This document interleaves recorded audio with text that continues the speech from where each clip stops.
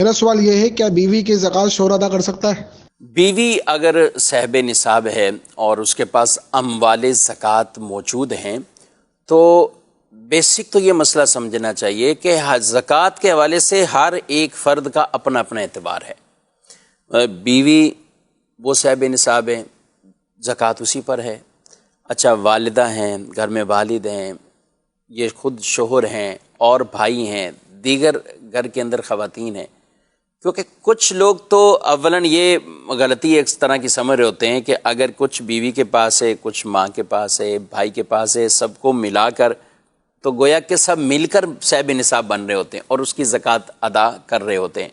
تو زکوٰۃ کے جو نصاب کا اعتبار ہے وہ سب کا الگ الگ دیکھا جائے گا، مشترکہ اس طرح سب کو ملا کر وہ ایک صاحب نصاب نہیں بنایا جاتا۔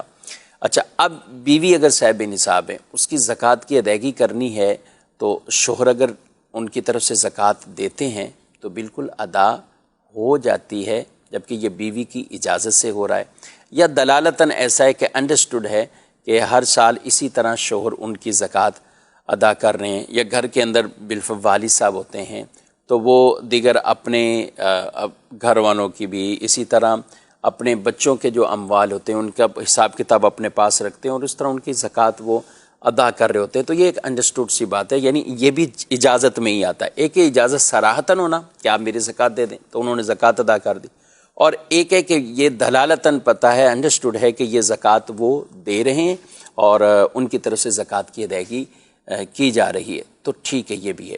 لیکن بیسک فرض کس پر ہے؟ یہ بیوی پر یا جس کے پاس وہ اموال ہیں اس پر یہ لازم ہے۔ یہ مسئلہ اس لیے عرض کر رہا ہوں کہ بعض اوقات ہوتا یہ ہے کہ بیوی کی زکوٰۃ اب اتنی بن رہی ہے اور شوہر اس پوزیشن میں نہیں ہے کہ وہ زکوٰۃ کی ادائیگی کرے، لیکن اب بیویاں ان کو کہیں کہ آپ ہمارے اموال کی زکوٰۃ ادا کریں، آپ ہی پیسے ادا کریں۔ تو بعض اوقات شوہر اگر کمزور کیفیت میں ہے، اس کے پاس اتنا مال نہیں ہے، تو پھر بیوی کو خود اپنی زکوٰۃ کا خیال کرنا لازمی ہوگا اور اسے ادا کرنی ہوگی۔ اب آپ کا یہ سوال آئے گا آگے سے کہ بیوی کہاں سے دے، بیوی کون سی کماتی ہے؟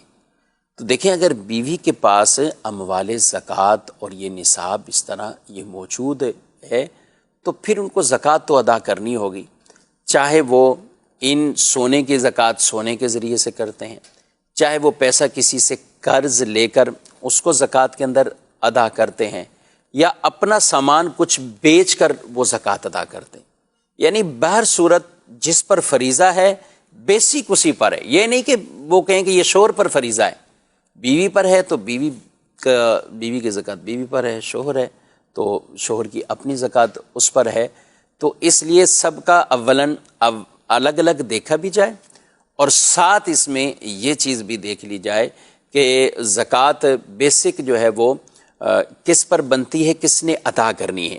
دوسرا خوش دلی سے دے رہا ہے، بالکل دے رہے ہیں، اجازت ہے، زکوٰۃ ادا ہو جائے گی۔ مگر اب وہاں ہمارے پاس کچھ ایسے مسائل آتے ہیں، اس لیے میں عرض کر رہا ہوں کہ کچھ شوہر ایسے ہوتے ہیں کہ وہ کمزور ہیں، مالی طور پہ کمزور ہیں، بیوی اپنے میکے سے یا شادی کے موقع پہ زیورات ہیں، کئی ایسی چیزیں اس کے پاس موجود ہیں، اور شوہر کہتا ہے میری اتنی سیلری ہی نہیں ہے کہ میں زکوٰۃ ادا کروں، میرے پاس اتنی پیمنٹ ہی نہیں ہے، اتنے معاملات نہیں ہے میرے کہ میں زکوٰۃ ادا کروں۔ تو گناہ گار کون ہوتا ہے؟ پوچھ رہے ہوتے ہیں۔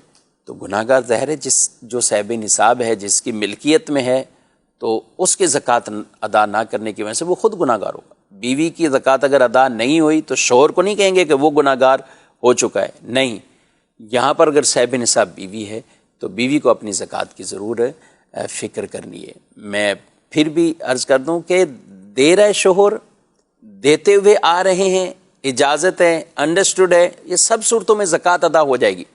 لیکن اختلاف جب ہو جائے اور جب یہ معاملہ آ جائے کہ میرے پاس پیسے ہی نہیں، میں کہاں سے زکوٰۃ ادا کروں، اور بیوی کے پاس اموال موجود ہے، تو اب بیوی کو خود اپنے طور پر اس مال کی زکوٰۃ ادا کرنی ہے۔